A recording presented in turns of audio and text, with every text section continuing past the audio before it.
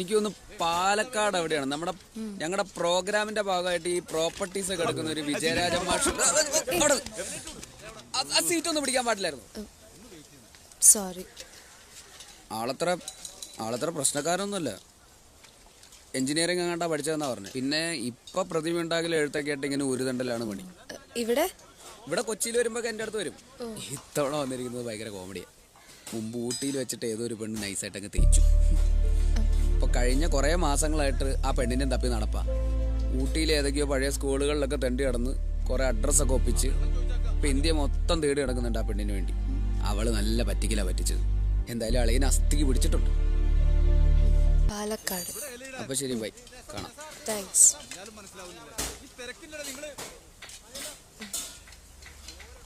അസി, ഹാരി തപ്പി നടക്കുന്ന ആ പെണ്ണില്ലേ, അത് ഞാനാ.